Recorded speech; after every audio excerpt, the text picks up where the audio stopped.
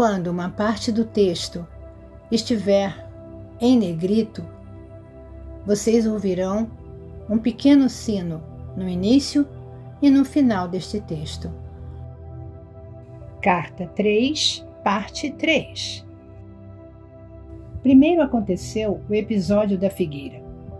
Tinha fome e fui em direção à árvore, não esperando verdadeiramente encontrar frutas, porque não era a estação de figos. Ao ver que a busca era infrutífera, amaldiçoei a figueira. 24 horas depois, ela havia murchado até as raízes. Foi uma experiência chocante. Era a primeira vez que minhas palavras tinham causado dano a algo. Contudo, mostrou claramente a meus discípulos o poder do pensamento para o bem ou para o mal. Demonstrou que quanto mais espiritualmente evoluída é uma pessoa, maior é o impacto de suas palavras no meio ambiente.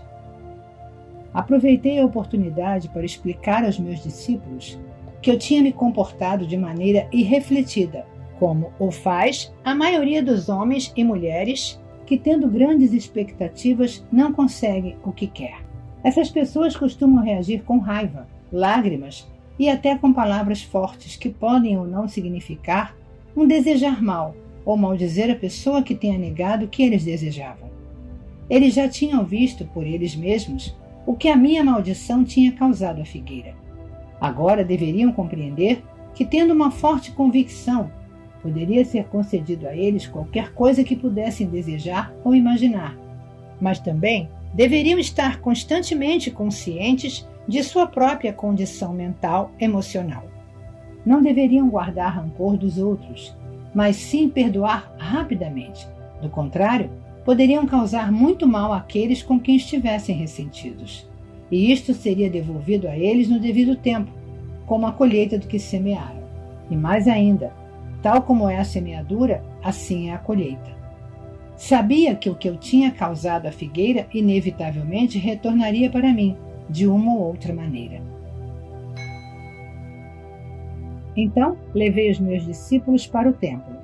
Muitos anos tinham se passado desde que eu tinha estado lá, e sabia que minha visita serviria para desencadear os acontecimentos que levariam à minha crucificação.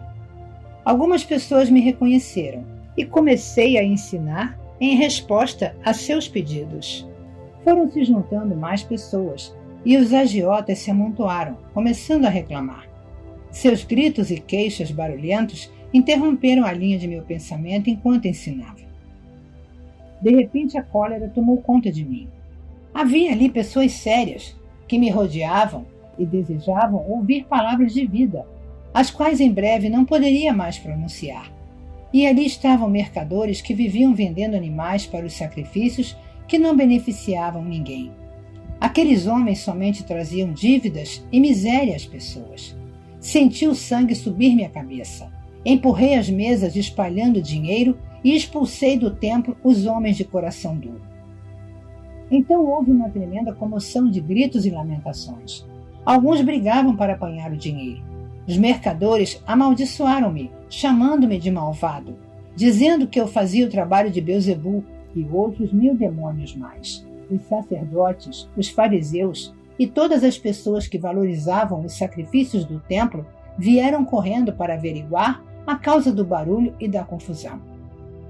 Ouviram a história dos mercadores e se sentiram tão ofendidos com meus atos que se lançaram aos gritos em condenações e lamentos para assim impressionar os sacerdotes, cada um protestando mais alto do que seu vizinho, demonstrando seu horror pelo que eu tinha feito. Nunca antes tinha se visto tal coisa no templo. Até mesmo aqueles que antes tinham me escutado estavam incomodados pela minha obstinação e se perguntavam que tipo de homem eu poderia ser. Estavam juntos, vendo os acontecimentos, quando os sacerdotes e fariseus se aproximaram e os convenceram de que eu tentava destruir tudo aquilo no que acreditavam, pregando um Deus falso, totalmente contrário a qualquer coisa que tinham ouvido falar nas sinagogas. Os sacerdotes passaram a eles a sua própria raiva ultrajada e convenceram-nos de que meu pecado também os contaminaria, se continuassem a dar ouvidos às minhas loucuras. Aos poucos, as pessoas se convenceram de que eu era uma má influência e que deveriam afastar-me do caminho antes que eu pudesse transtornar a paz do país e atrair a ira do governador romano sobre toda a Palestina. Meus discípulos, envergonhados pelo que eu tinha feito, sigilosamente deixaram o lugar e esconderam-se entre as roelas a alguma distância do templo. Quando mais tarde regressaram para onde eu estava, demonstraram claramente que estavam profundamente incomodados com meus atos. Perguntavam-se se eu tinha perdido o juízo, ou se tinha ficado louco profetizando minha morte, e depois fazendo aquelas coisas que provavelmente a provocariam.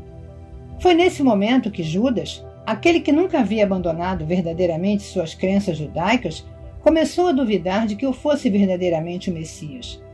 Fazia 3 anos que eu ensinava o povo e não se via nenhum sinal de que o domínio romano se enfraquecia. 3 anos, e as pessoas não estavam mais perto da felicidade que eu havia prometido. E agora parecia que estava a ponto de converter-me num perturbador da paz, fazendo cair a ira de Roma sobre suas cabeças. Judas ficou sabendo que o sumo sacerdote judeu queria se desfazer de mim, e então ofereceu seus serviços para me identificar, quando assim fosse pedido. Quando foi a hora de celebrar a Páscoa com meus discípulos, organizei uma ceia com todos reunidos num grande salão. Sabia que aquela era a última vez que comeria na terra. Não desejo voltar profundamente à consciência daquela noite. Senti grande tristeza por ter que deixar meus discípulos, que tinham me servido tão bem. Com a tristeza, todos os meus temores e conflitos reapareceram. Tive momentos de profunda autopiedade. Senti que ninguém compreendia o que havia procurado fazer pelo meu povo e o sacrifício que estava disposto a fazer por ele. João estava contando uma expressiva história sobre a última noite dos israelitas no Egito antes de escaparem para o deserto. Falava das instruções de Moisés ao chefe de cada família para que matassem um cordeiro sem mancha, que o cozinhassem de certa maneira e pintassem com aquele sangue as portas das moradias israelitas, porque naquela mesma noite viriam os anjos para matar todos os filhos primogênitos dos egípcios e o seu gado. Com vivacidade recordou a agitação dos egípcios ao despertarem e encontrarem o primogênito de cada lar ensanguentado, sem que nenhum tivesse se salvado. Era o tipo de história horrível que eu rejeitava por não ter nenhum valor para a pessoa que buscava a verdade espiritual mais elevada. Eu me perguntava até que ponto meus discípulos realmente tinham entendido quando eu falava de seu Pai Celestial e seu amor por toda a humanidade. Como podiam entusiasmar-se com o pensamento de anjos matando os primogênitos dos egípcios quando eu tinha dito com toda clareza que Deus, o Pai, era amor? Mas os judeus sempre haviam se preocupado com o derramamento de sangue para redimir seus pecados. Até mesmo Abraão, o fundador da nação israelita, convenceu-se que devia levar o seu único filho ao deserto, matá-lo e oferecê-lo em sacrifício a Deus. Um pensamento pagão e revoltante. Pensei nos sacrifícios de animais no templo. Amando a todos os seres vivos da criação como eu amava, esta prática era para mim uma abominação. E agora eu estava a ponto de ser levado para a morte, porque tinha me atrevido a pronunciar as palavras da verdade. E quando considerava tão pouco do meu conhecimento que tinha conseguido transmitir, perguntava-me por que eu tinha sido enviado em tal missão. Senti de repente um estremecimento de ressentimento e raiva se entrelaçar aos sentimentos habituais de amor para com aqueles homens. Com certo cinismo, perguntava-me que sinal poderia deixar que fosse uma recordação eficaz, para que os meus ensinamentos retornassem às suas mentes quando já não estivesse com eles. Se podiam esquecer tão rapidamente todos os meus ensinamentos sobre o amor do Pai e desfrutar a horrível história da Páscoa, enquanto eu ainda me encontrava na mesma sala com eles, de que se recordariam quando morresse como um malfeitor na cruz, a mais desprezível das mortes? Depois pensei que se o derramamento de sangue os comovia tanto, daria a eles sangue para que se recordassem de mim. Com essas reflexões irônicas, apanhei um pão, parti-o, Passei-o a meus discípulos e disse que o comessem. Comparei o pão partido com o futuro de meu corpo partido e pedi que repetissem o partir o pão e o distribuir em lembrança do sacrifício de meu corpo para trazer a verdade sobre Deus e a verdade sobre a vida, a verdade sobre o amor. Percebendo que eu estava com um humor estranho, pararam de comer, escutaram, pegaram o pão e comeram em silêncio. A seguir, tomei minha taça de vinho e a entreguei, dizendo que cada um devia beber dela, posto que era o símbolo de meu sangue, que logo seria derramado porque tinha me atrevido a trazer a verdade da existência. Vi que meu tom de voz tinha tocado a alguns deles. Sobriamente, cada um tomou um gole e depois passou a taça para quem estava a seu lado. Mas ainda não diziam nada. Percebiam que eu estava sério e que já não toleraria mais discussões. Então eu disse que um deles me trairia. Em segredo, entendi os seus motivos e sabia que ele era uma parte necessária da futura sequência de acontecimentos. Simplesmente cumpria o papel que sua natureza o levava a desempenhar. Eu sabia que ele sofreria muito e senti compaixão por ele, mas guardei estes pensamentos só para mim.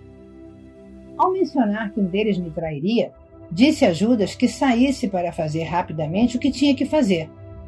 Os discípulos despertaram, se perguntando se realmente aquela era sua última ceia comigo.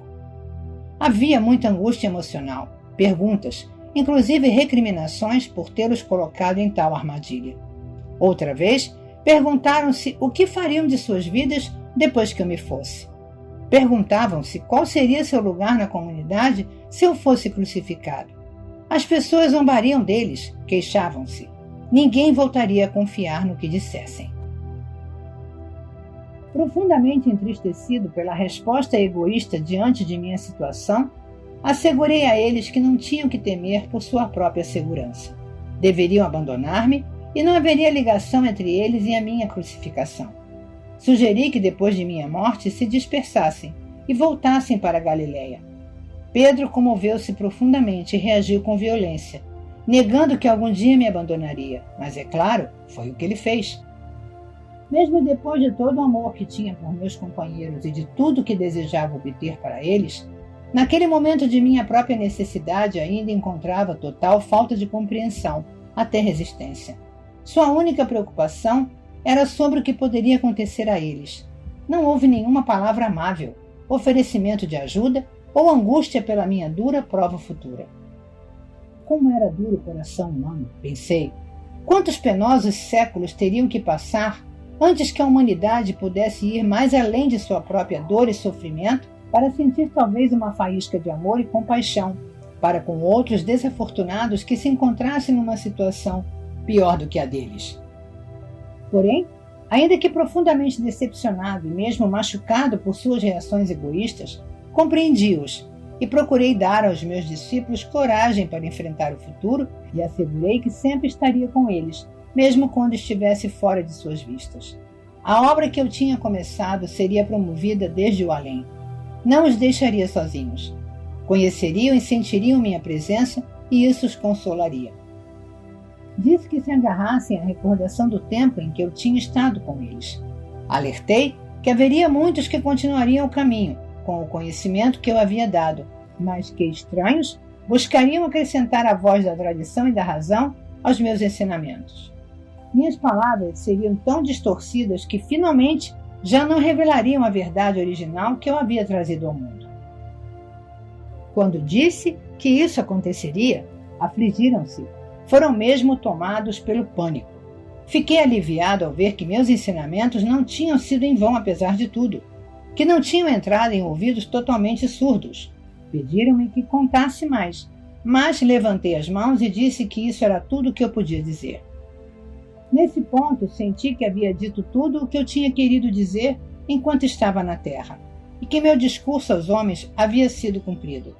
Tudo o que mais profundamente desejava era retirar meu silêncio e encontrar paz e conforto em meu contato com o Pai. Deixamos o salão e fomos andando até o Monte das Oliveiras. Mas o estado de meus discípulos era de conflito interno, temor e dúvida. A maioria deles foi embora, para unir-se com suas famílias e amigos, que estariam celebrando sua própria Páscoa. No jardim havia uma rocha especial cujo formato lembrava uma pequena caverna. Gostava de refugiar-me do vento dentro dela, de modo que ali me sentei e orei, buscando um caminho para a grande harmonia que já havia desfrutado no passado.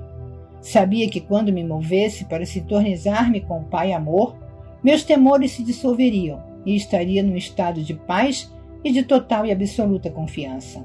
À medida que senti o poder do amor entrar em mim e tomar posse de minha consciência humana, assim também a força para suportar o que viria sobre mim tomou conta do meu coração. Seria capaz de permanecer dentro do amor e dar amor aos outros até o fim. E assim foi. Nem sequer tentarei voltar a entrar no estado do julgamento e da crucificação. Isso não tem importância. Quando finalmente morri na cruz e meu espírito retirou-se de meu corpo torturado, fui elevado dentro de uma luz radiante e indescritível. Fui envolvido no calor e no consolo do amor, tal como nunca antes tinha experimentado. Tinha uma sensação de envolvente louvor, uma poderosa certeza de ter feito um bom trabalho, de êxtase na força universal para continuar a obra e de uma alegria e encantamento que está muito além de qualquer coisa que a condição terrena possa conhecer.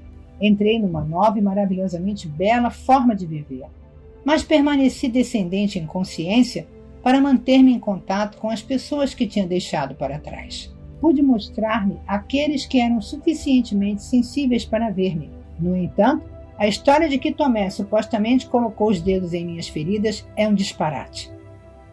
Meus discípulos não sabiam que eu tinha combinado secretamente com José de Arimateia que depois de minha morte ele levasse meu corpo para o seu próprio túmulo, ainda sem uso, onde então seria ungido, segundo o costume, antes do pôr do sol. Depois, quando a noite chegasse e todos em Jerusalém estivessem cumprindo o sabá, ele, ajudado por 2 serviçais de confiança, a cavalo, levaria o meu corpo, às escondidas durante a noite e por caminhos ocultos durante o dia, a uma montanha nos arredores de Nazaré, na Galileia. Ali, seguindo minhas instruções e ajudado por minha família, encontraria uma pequena gruta oculta que tinha me dado o refúgio das tormentas e das pessoas quando eu era um jovem infeliz e rebelde, em disputa com o mundo todo. José prometeu-me que encontraria a gruta seguindo o mapa que eu havia dado a ele e que me deixaria ali, depois de mais um embalsamento. Depois, reconstruiria a pequena entrada para escondê-la totalmente dos possíveis intrusos. Ali meu corpo descansou, livre de incômodos. Foi dito que meu corpo ressuscitou dos mortos. Que absurda história inventada pelas mentes daqueles que não sabiam como explicar satisfatoriamente minha morte na cruz como um malfeitor.